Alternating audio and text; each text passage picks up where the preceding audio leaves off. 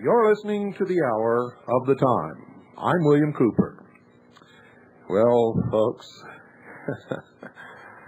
it is absolutely amazing. Trochmann's at it again.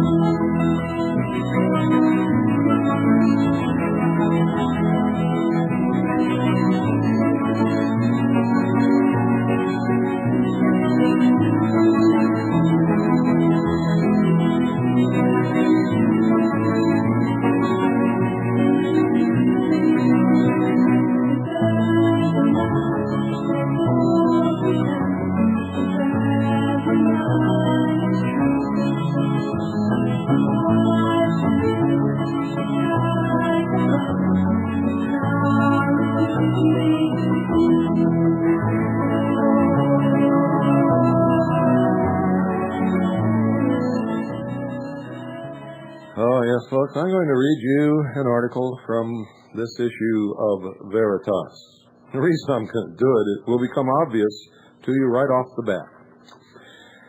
And then maybe you'll get your heads together. You see, we had reports this afternoon from scared people all over the country that a great army was coming from the state of Washington to attack Montana. And that 2 congressmen of Montana had resigned and left Washington and were on the way to Montana because of this invasion. Well, we checked with Washington. Nobody has resigned. Nobody. We were listening as the radio programs went along, and the same person kept appearing on different radio programs throughout the afternoon and evening. The story changed from resigned to, coincidentally, they're coming back on the same plane, and that's never happened before, so it must mean we're being invaded. I got one word for you, John Trochmann: bullshit. I want to read to you one of our stories from this issue of Veritas. And I want everybody out there to pull their head out of the orifice and start thinking correctly. This is from page 9. I believe. Militias and Patriots terrorized in joint United States and British PSYOPs exercise exclusive to the Kaji News Service. Confuse and decimate, divide and conquer, the core strategy of kings and generals from the beginning of man's manipulation of humankind right up to the present day. There are no leaks, no vacations were canceled, no leaves were recalled, rumors abound. March brought stories of a planned attack by federal agents and military forces upon Patriot and militia organizations. The tales spread like a prairie fire in a brisk wind, fueled by phone trees and reams of fax paper, the gasoline of the militia of Montana and the Patriot fax network. Cinders wafted high upon a fool's breeze, searching for tender ears to burn.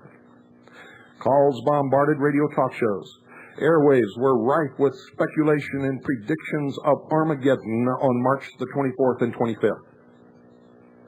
The smoke from these fires was fear. It hung low to the ground and gathered in pockets, clouding minds and affecting judgment. It stank.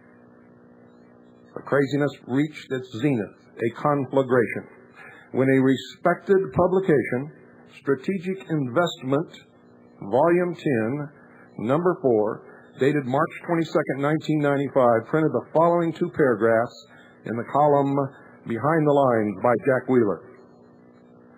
The slaughter of dozens of women and children in Waco by government stormtroopers under the command of Field Marshal Reno may pale in comparison to what has been planned for late March. A nationwide BATF-FBI assault on private militias as the prelude to a possible declaration of martial law throughout the United States. All leaves and vacations have been canceled for BATF-FBI personnel and for various state police and National Guard, such as California's. The Army's infamous Joint Task Force 6, which did the training for Waco, has been training BATF jackbooters with Bradley assault vehicles at Fort Bliss, Texas. Government agent provocateurs are set to plant fully automatic and heavy weapons like rocket launchers on the property of militia leaders. Every militia in the country, and there are dozens, many of which are well armed and well led by former or even active duty officers, is on a state of red alert. Should Reno be stupid enough to actually attack them militarily, there is going to be a lot of blood. The established media is programmed to immediately thereafter thunderously bellow for nationwide gun confiscation and even martial law. The Senate Armed Forces Committee has been alerted and is questioning key defense and justice people behind closed doors. Hopefully, Reno's Waco can be stopped in time, but that it was planned in the first place should be a sobering lesson as to what a horrifying event liberalism, the political philosophy of the administration, and the Democratic Party has been converted into a close cousin of fascism.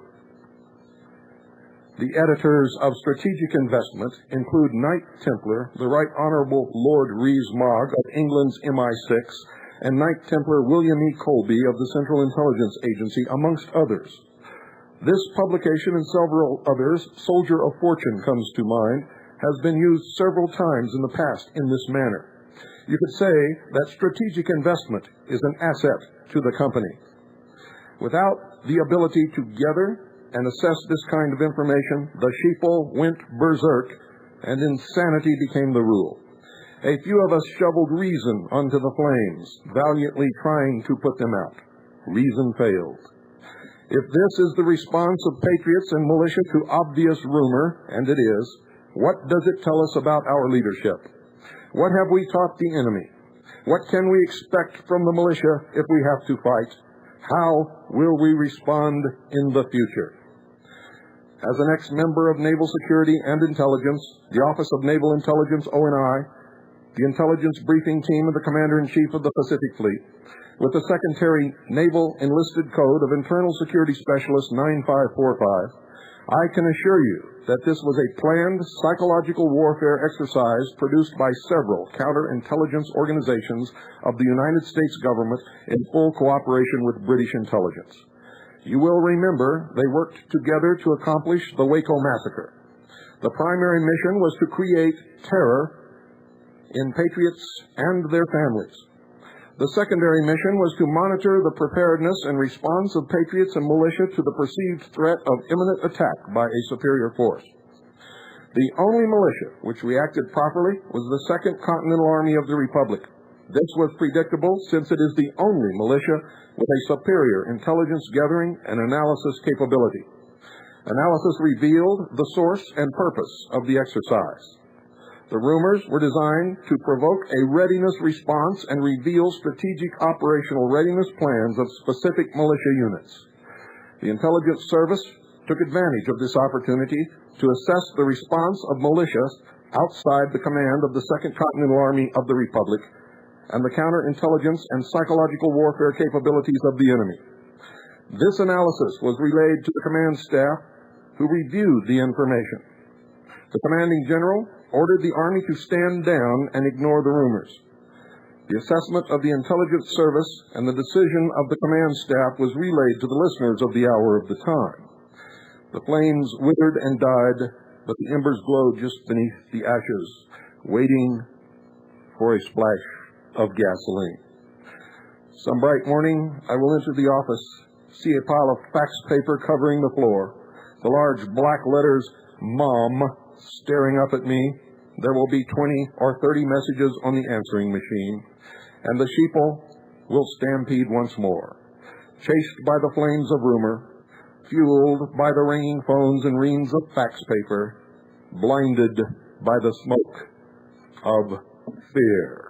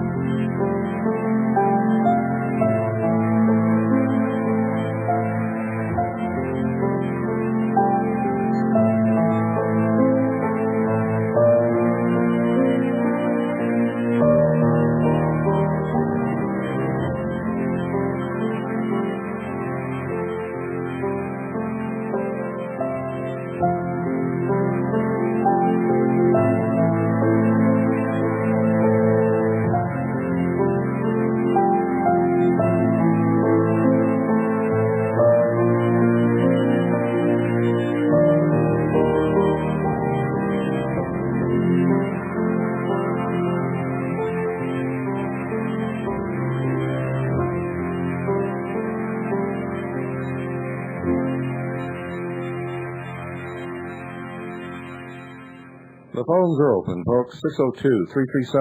602-337-2524.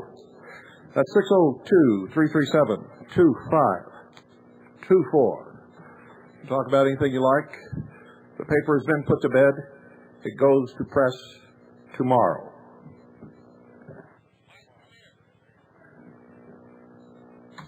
Good evening. You're on the air. Hello, this is Jeffrey from New Orleans with an update on HCR 13 in Louisiana. Great, Jeffrey. Let's hear. Okay, the state of Louisiana legislature is doing the Pennsylvania two-step. They have adjourned for the weekend after having debate yesterday. Birch Society members and other groups, libertarians, constitutionalists, etc., have bombarded the legislature with heavy lobbying to the point that Pepe Bruno and his people were trying to get on the air to try to mollify the opposition, but they failed in New Orleans heavily. Other parts of the state are really pushing on the legislatures, and we're going to have to wait next week till the final results. Great. The headline story in this issue of Veritas concerns the Council or the conference of the states, and it's really, really going to open a lot of eyes. Well, Oregon beat it yesterday. That's correct. So we're going to keep on seeing what happens in other states, but so far they're really hitting a stonewall in Louisiana. We'll see what happens next week. Okay, we got to hit Indiana now. Indiana is the hot spot, folks. If you live in Indiana, you've got to start pounding on your state legislature's desks and on the committee members' desks, and you have to send faxes and phone calls, and people tell them what you think, but be polite. Also, in this issue of Veritas, you'll find a clip-out that you'll all want to use in this battle. Will give you a lot of strength. Thank you, Jeffrey. Thank you. Good night. 602-337-2524 is the number. That's 602-337-2524. Good evening. You're on the air. Good evening, Bill. It's Tom from Indiana. Hello, Tom. I had a couple of questions for you. I've been rereading the protocols in your book, and there's something in there that didn't sit well with me, and that was that if the protocols were supposedly written in the time around the late 1700s, it's been written and revised and all kinds of things. Okay, so the thing that it was converted into a play at one time. It's the references to Marxism and Darwinism, yes, obviously didn't occur till the 1850s. That's right. And so you're saying that that's part of the revision process. Oh yes. Okay. It's been revised many times. The first knowledge of the protocols of Zion, it really should be Sion, S-I-O-N, instead of Zion. And anybody who reads it, who understands the Jewish people and their religion and their culture, will see instantly that it was not written by the Jews. Obviously. But it has certainly been used to persecute the Jews.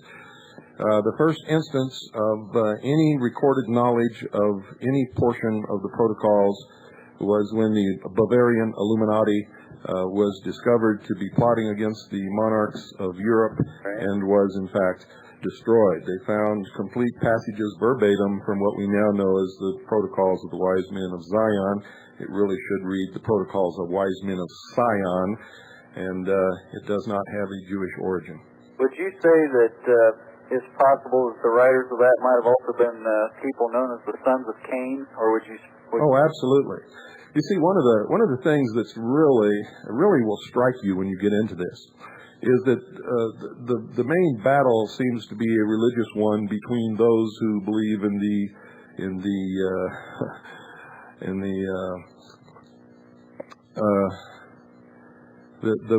salvation by works. Right. Okay? The other ones are the salvation by faith. In other words, between water and fire.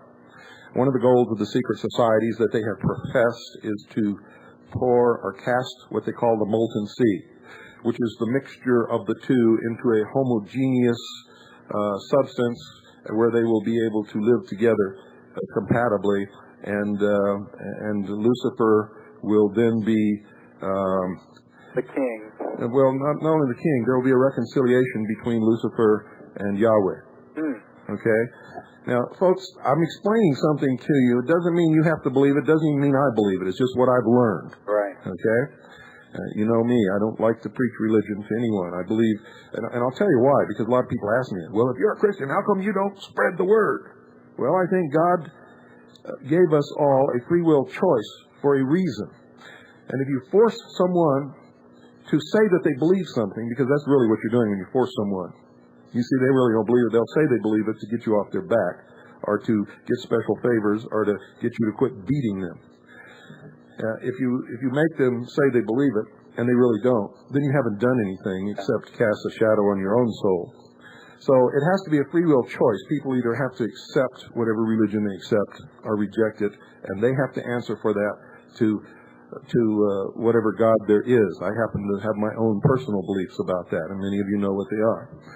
So anyway, my last question is, what was the name of that song you just played at the 15-minute mark?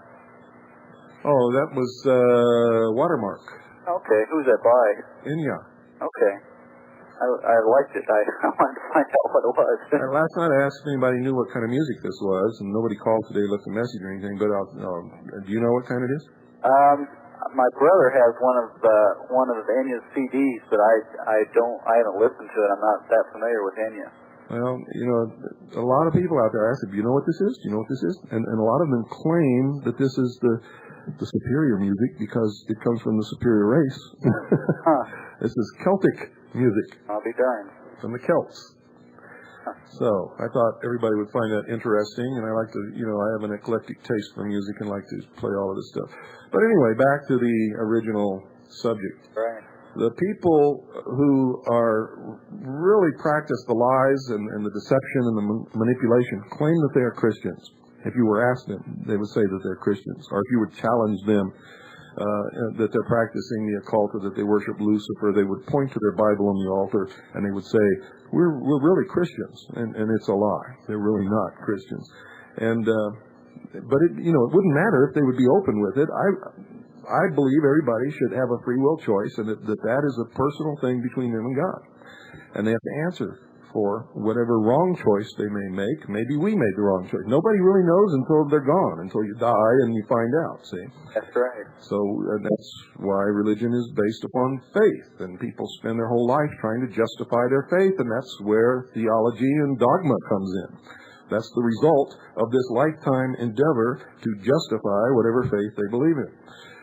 But these people, they claim outwardly that they are the sons of Adam and that they believe in Christ and that they are Christians.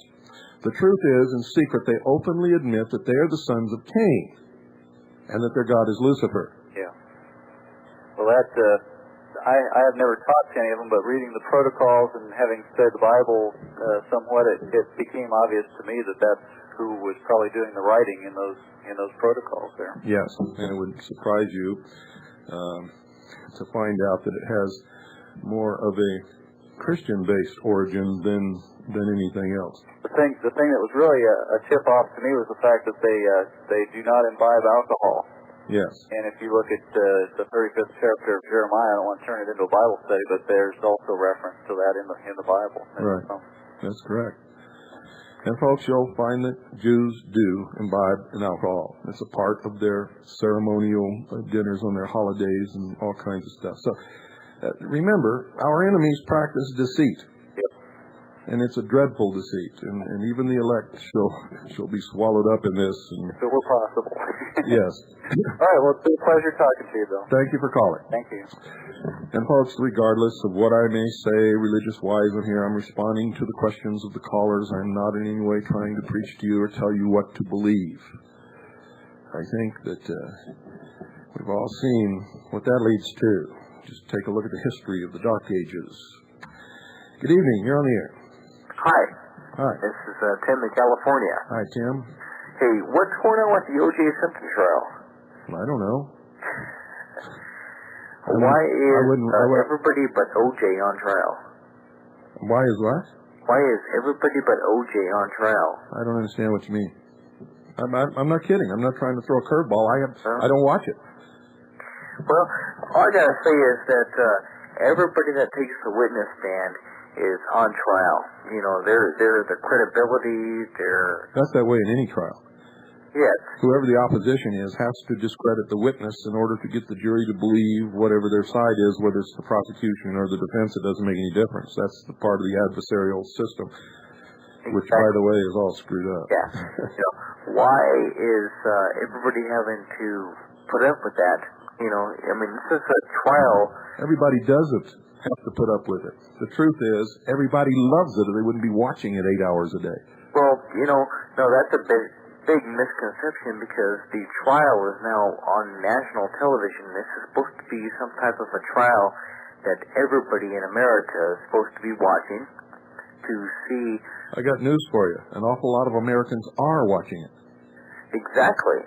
But not for the reasons that you think. They're watching it because it's the greatest soap opera they ever saw. They don't give a damn about justice. Well, people in America think that is justice, is what they're seeing on American TV right now. You're exactly right. And that's not the way it should be. 200 years ago. You're right about that, too. 200 years ago, our forefathers wrote a constitution. Oh, what? Did you say forefathers? You're out of here, bud. Did you know if you were going to the university that Donna Shalala was president of, that you would have been suspended for just saying the word forefathers? Okay. Excuse me. No, you can say it all you want on this show. It's food for my ears. I love it. Well, isn't it crazy? Yes, it is. Everything is crazy today. Everything's turned upside down and backwards. Yeah. Wrong is right and right is wrong. Yeah. Well, I think it's wrong that an American people out there watching the trial on television are distracted from the facts. That's exactly what it's designed to do. No. Who designed it? It doesn't matter who designed it. That's exactly why it's happening. Well, you said it's designed. Well, who designed it? How long have you been listening to this broadcast? Well, it's time that things... Wait a minute. You didn't answer my question. How long have you been listening to this broadcast? Well, probably only about 2 weeks now. Oh, that's why.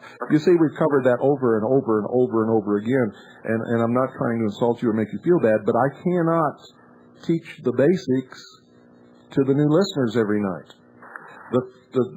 What's happening in this country is being brought about by a brotherhood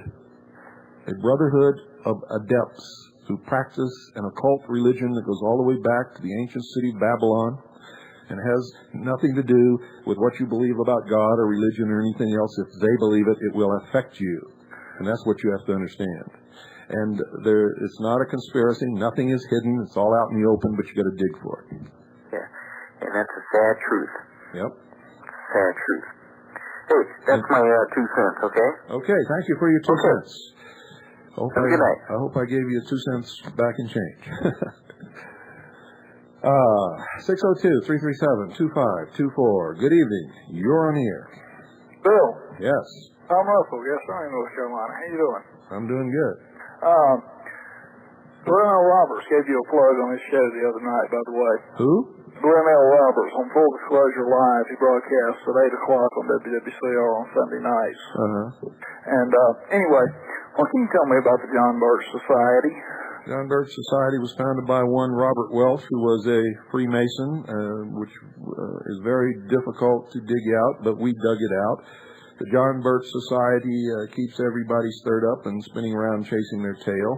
However, if you attempt any action whatsoever, you will be slapped down hard by the John Birch Society.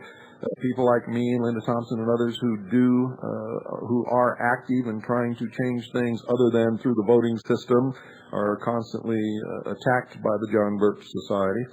And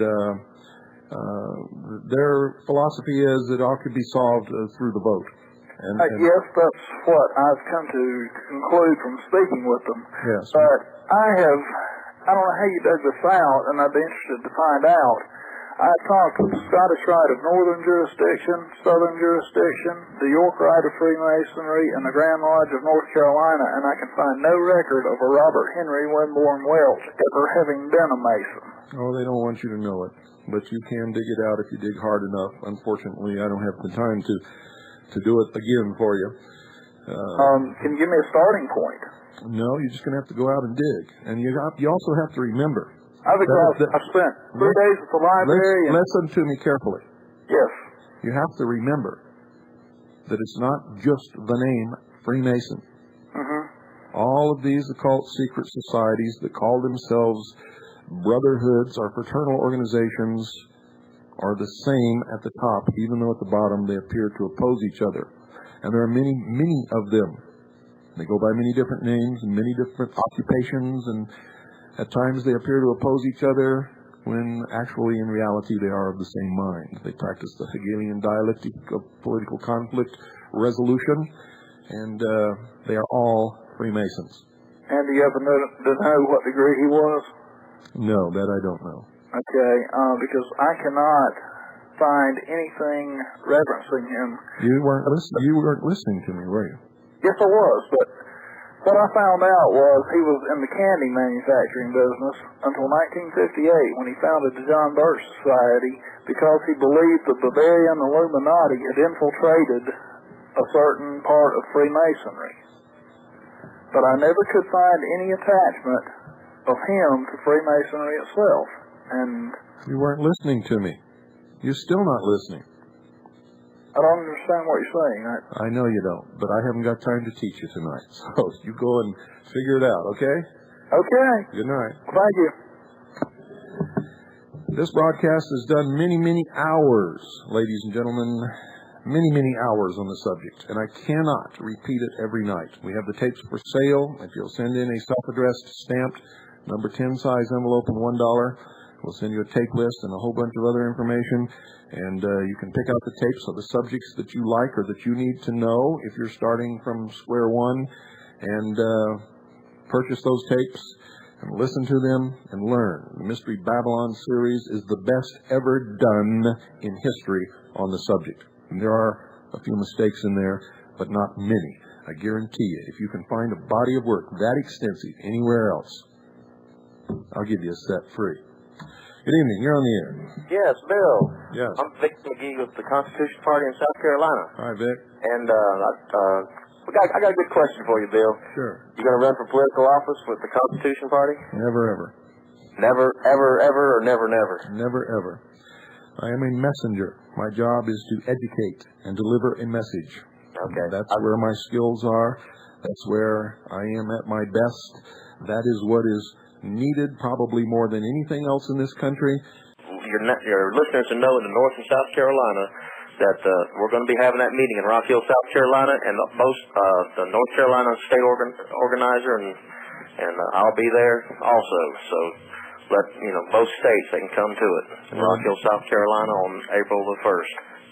And they can call my home phone number 803-684-3155 to get the... Okay, say the phone number again slowly. 803-684-3155. That's not slowly. Do it once more. I'm sorry. 803-684-3155. Okay, thank you very much. All right, thank you. There was another famous person who founded a religion in this country who was also a Freemason, and that organization has taken great pains to hide it. But if you study the beginnings of the organization, if you read the speeches that this man gave, if you go and look at the memorial that was made to him near the site where he was buried, you'll see that he was also a Freemason. And the organization is Jehovah's Witnesses, and the man's name is Russell. Good evening. You're on the air. I got an interesting statistic for you. I went into Barnes & Noble the other day with a friend of mine. I had ordered your book, and he couldn't wait for me to get it, so he wanted to see if Barnes & Noble carried it. So we walked in, and we went to look for your book, and we went into the section that they supposedly kept it at. We couldn't find it. So we asked the guy where it was. New Age. Well, no, that doesn't even matter. We asked the guy where it was. He went and got it for us. And we said, well, why don't you have the book? Well, why don't you have it out? He says, well, this is the most stolen book that we carry. I couldn't believe it. So I figured I wanted to call you to let you know that. The most stolen book, huh? That's the most shoplifted book from Barnes & Noble. I couldn't believe it. I also picked up those books that you had recommended last week on the other Freemason books, Knight Templar, and all that really good stuff. Yeah, it is. Oh my God! But I mean, you really got to dig through that stuff. And what I like about it is some of it, they talk about it from the perspective of the Masons and of the secret societies. Not all of it is written against it. So you kind of see the handwriting on the wall. Yeah. You have to remember that after Robinson wrote Born in Blood, he was inducted into Freemasonry and now speaks on their behalf and doesn't expose them anymore. Did you mention that? That's pretty amazing, actually. Oh, it's not amazing at all. You see, they gain a lot of their converts when you try to deal with the public and find out that they're right about most of the public being sheep or cattle. Not literally, but figuratively. Yeah. And so once you're dealing with the public and you find that out, you're fair game to be recruited by the enemy because you don't want to be on the losing team. I've been approached many times by them, and I've got to tell you the truth. Many times I was sorely tempted, but all I got to do is look at my family or my daughter or somebody that I really love, and it brings me right back. Well, it's always very seductive. I mean, like you said, everybody loves a mystery, but it's not just the mystery. The problem is that there are too many people that are preoccupied with owning and controlling power over other people, not just personal powers in their own lives. That's right. If you're one of them, they make sure that your life is easy and that you are rewarded, and if you have talent, you go right straight to the top. See, but there's one thing that the Masons forget, though. Historically, the people that put Hitler into power, for example, Hitler turned right against them as soon as he had power. So did Stalin. You know why? Yeah, because they're the ones. They put him in power. They know how he got there, and they have all the juice on him. They knew how they got there. They understood the Hegelian dialectic. They know synthesis, thesis, antithesis, and synthesis. And so once they got there, they turned around and got rid of the people who put them there because they didn't want to be threatened by the same organization. The same thing happens with socialism. When socialism comes to power, the first people they get rid of are the people that put them there, and they're usually the intelligentsia, the university professors, the people who can think and write and do great things with their mind are the first ones to go. And unfortunately, they haven't realized how to use their mind enough to read history and figure that out yet. All these university professors that are helping bringing Marxism and socialism into America will be the first ones that the Marxist socialists destroy once they come to power, because they know that those people, the intelligentsia, will be the first one to figure out that it's all a scam when they see it in action. Absolutely. I got another question for you. I'm also doing some research into the ADL. I ordered the book, The Ugly Truth About the ADL. Now I'm hitting a brick wall, and I'll tell you why. Because the material that I'm coming across, and like you know how you say not to believe you, and I agree with that 100%. But I have the tapes. I taped your series on the ADL. And the only thing is, I'm hitting a brick wall as far as referencing it. A friend of mine is Jewish, and he gets very offended when I even talk about the ADL and whatever they do. And I can't. That's because he's a victim. Victims like to be victims. They don't like anything that threatens that. Agreed. But I can't come up with any proof, though.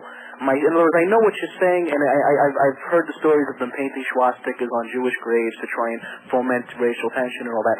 But how do you see? He's got all kinds of books that link the ADL with all kinds of benevolent, good causes. And when I mentioned, that's like Freemasons. The first thing that happens when you try to expose them is they point to the Shriners Hospitals for Children and say, "See, we're not bad guys." Exactly. But that stuff I could link up. I have all the literature because most of this stuff is very well documented. But unfortunately, what I've been able to, maybe you can point me in the right direction. And I sure can. Go to Dope Incorporated. Go to The Ugly Truth About the ADL. All your leads are in there. All you have to do is follow them up. If you're having trouble, go to the Executive Intelligence Review, which is one of the best research organizations in the world. Forget about their politics. Right, I agree. And they will help you also. And how do I get in touch with? I guess once I get my book, the address is right in there. Yeah, because that's great. Listen, man, you are doing a fantastic job, and I really enjoy listening to your program. I actually videotaped the audio on your program because I don't have enough cassette tapes to put the information on. Okay, when you play it back, will you call me and tell me what you see? Oh, you don't think? What you it's a joke. It's a joke. No, I'm just kidding. I was just kidding too. But listen, man, seriously, keep doing what you're doing and keep the faith. And if you're ever in New York City, look me up. I gave my address and my phone number to one of the people in your offices. And if you ever need anything, if you ever need any kind of information out of the city that maybe only can be gotten from the city, I don't know, or you need a place to stay if you're ever down here. Can you send me some sleep? That's what I really need. Send me some sleep. Sorry, that I can't help you with, bro. Well, I'm gonna get it tomorrow. We'll all be. Well, you done with your newspaper for this issue, right? I got to start on the next issue now. Oh, come on! You mean you're not going to take? You said you were going fishing yesterday. I am going fishing. Well, okay, so go fishing, relax. Maybe Tomorrow I'm going to sleep, while the boys take the paper to Gallup to get it printed, and I'm going to sleep. And I don't have to tell you to not forget about your wife and kids. You got to spend some time with them. Yes, that's right. By the way, I saw a picture of your family in your book, and you have a beautiful family. Thank you very much. All right, thanks a lot for everything, and I'll talk to you soon. Thank you for calling. All right, bye. I love those kind of calls. I mean, that was a pleasant conversation, and even if he had been critical, he was a pleasant guy. It doesn't matter what you say when you're pleasant. I don't understand why people can't do that. Good evening. You're on the air. Good evening, Bill. Hey, we are happier in clams to see your book on the shelves at Walden Books in Pennsylvania. You're kidding. Unbelievably so. Yes. As a matter of fact, a friend of mine in the military found it and said, this is the stuff you're always talking about. And I said, wait a minute, what book is it? He said, Behold a Pale Horse. And I said, wait a minute, Cooper's? And he said, sure. So I wasn't able to get away at the time, so he ran in and got another copy. Well, I'm flabbergasted. You know, when that book was first printed, everybody called me a nut, some kind of a CIA saboteur, a liar, a conspiracy wacko theorist, and all this kind of stuff. And nobody would touch my book with a 10-foot pole. And now I'm hearing that it's the most stolen book from Barnes & Noble. I heard that, too. That's interesting. I love the book. I'm about a third of the way through, and I'm going to tell you what, it's an eye-opener every page. Well, what saved the book and what saved me was everything that I wrote about in there that nobody believed could ever happen, happened. Absolutely. And that's another scary thought. And there's a lot I said would happen that hasn't happened yet. One other matter. There was a newspaper article in the Harrisburg Patriot regarding the rally at the state capitol on... Yeah, they think it was for Monday, and when we found out that they adjourned the legislature, we changed it to the following Wednesday. So the stupid reporter showed up on Monday and then wrote an article saying that I was a wacko conspiracy theorist nut, and since nobody showed up, so much for shortwave talk radio. Right. Well, we kind of tracked that down a little bit. She's normally the police reporter. And don't let her bullshit you. She's a wacko socialist. Hey, she wrote that article from her head intentionally to discredit everything. She did no research, nothing. Well, she claims that someone gave her about a 5-minute segment of a tape of yours. Oh, she listened to. I could show you 5 minutes of anybody talking and make you think they're crazy. In fact, I can take 5 minutes of you talking without your knowledge and make everybody think that you're nuts. Oh, I'm sure. What I was trying to say is that we up here think that that tape and that story was either planted ADL-wise or else it came from someone within the police department. Oh, well, I don't know where it came from, but it definitely has the ADL slant to it. Absolutely. There is no doubt about that there was somebody who works for the ADL involved in that. But what you should do, all of you in that area, is as soon as you get your copy of Veritas, take it in there and say, you know something? You have the audacity to call yourself the Patriot newspaper?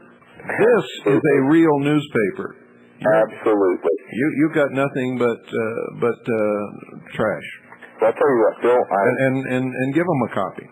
Absolutely. I am in love with your book, and I'm using it to dispute the naysayers right and left, and I'm just glad you wrote it. It was definitely a surprise to see it and see all the things that you've been talking about, or at least a good portion of them, come to life right on the pages.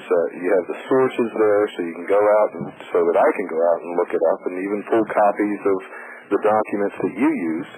And it's very hard for somebody to refute your argument when you have that kind of material there. Yeah, that's true. Well, keep up the good work, Bill. Is there going to be a sequel? I'm working on 2 books. When they're done, I'll let you know. Super deal. I look forward to it. Good luck to you. Are you subscribing to Veritas? No, I've been snitching it from a friend, so that means I've got to subscribe. You got to support us, man. You got it.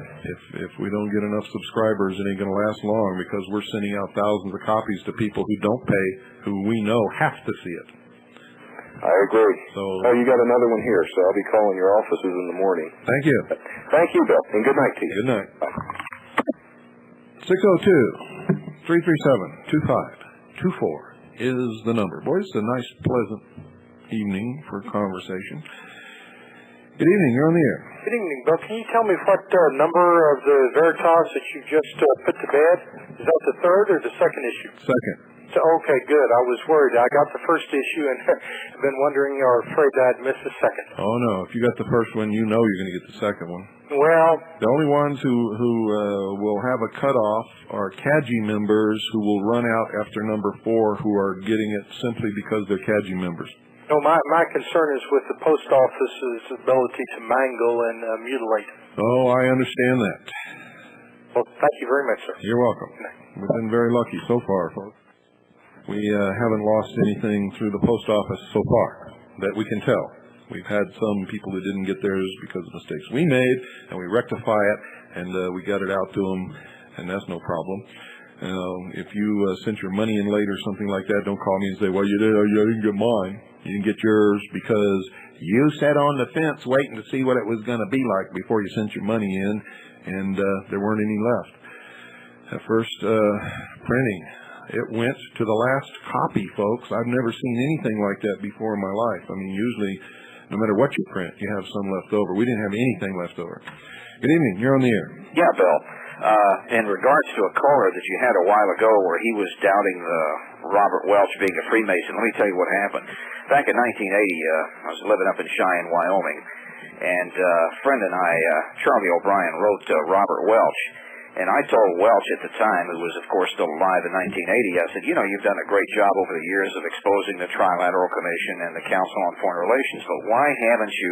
Now, by the way, I am an ex-Mason. I got into and out of Freemasonry in 1980 when I saw what was going on. Mm-hmm. But I said to Welch, I said, why is it you haven't exposed the working-class arm of the conspiracy, which is Freemasonry?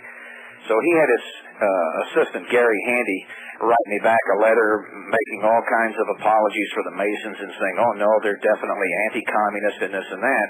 So then Charlie and I turned around and sent him a Xerox copy from Mackey's Revised Encyclopedia of Freemasonry dated 1929, where under I for Illuminati and under W for Weishaupt, they told you what a wonderful guy Adam Weishaupt was and what a wonderful organization the Illuminati was, that it was designed, you know, to combat moral evil and all this other garbage.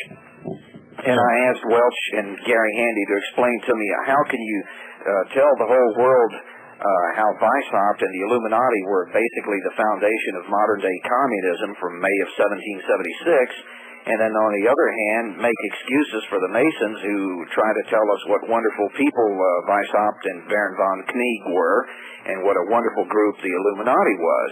Well, he never could or never would answer the question. So I would think you might say in a de facto way that Robert Welch answered to me back in 1980 the fact that he was at least an apologist, if not an outright Mason. Of course. And that's why the John Birch Society doesn't expose any of that now. And I was in the Birch Society also for a few years before I woke up to the fact that although they have a lot of great educational materials, a lot of great books and things like that, you know, to really get you up to speed on a lot of things, what they seem to do at the meetings, the only thing they seem to do at the meetings is have letter writing campaigns like that's going to solve our problems. Yeah. You know, write a letter to your congressman, write a letter to your senator, and meanwhile this guy's pitching them in file 13. Mm-hmm. The reason for all that is it makes the people who could do something think that they are. Well, also, I think what it's doing, whether most people realize it or not, is getting a lot of good patriotic names on a centralized list and making that list available to whoever whenever the Night of the Long Knives occurs in this country, as it did in Nazi Germany in 1934. Don't ever worry about that. There's only one list, and if you're not one of them, you're one of us, and that means you're on it. Well, I'm on the list, I guess, so, you know, who cares? But I think it's nice for people to know exactly where Robert Welch came from. And, of course, Joseph Smith was also, you were mentioning the Jehovah's Witnesses were Masonically inspired. And wait a minute, so was Joseph Smith, and so was his successor, Brigham Young. Smith had been a Mason for years whenever he was asked to start forming Masonic lodges there, you know, to get in with the Mormon Church. No, wait a minute. That's not quite true. Joseph Smith was not a Mason before he founded the Mormon Church. His brother was. He became a Mason later. Are you sure about that? Because it seems like in the Book of Mormon, he's got a lot of phrases in there that are Masonic. I mean, a lot of so-called inspiration. Yes. It is very, very definitely Masonic. That's true, but there's enough wrong without making things up. He was not a Freemason himself, or at least we cannot find any record of it until much later. His brother, however, was a Freemason before and during the time that Joseph Smith supposedly met the angel in the woods and found these tablets. Yeah, well, you know, because one of the references there under Christ in the Book of Mormon, Smith has a liking referring to Christ, basically comparing him to the serpent. And, of course, the serpent is Satan, not Jesus. But look in the Book of Mormon. You can find some pretty weird things there. I have, but you have to understand what I'm about. I'm not about tearing down somebody else's religion. I don't care what anybody else believes.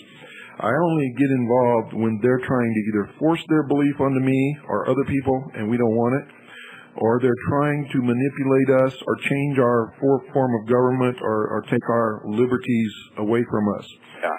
If they're not bothering us in any way like that, then I don't really care what they worship or how they worship or anything else. And we've explored the Mormon angle on here in specific relationship to Bo Grice running around the country lying about his religion and telling people he was a Christian and getting in with Christian identity groups when the reality was he was a Mormon. And there was nothing wrong with him being a Mormon if he had been honest about it and told people. Yeah. But he didn't. He lied about it. He is always in short supply these days. Yeah.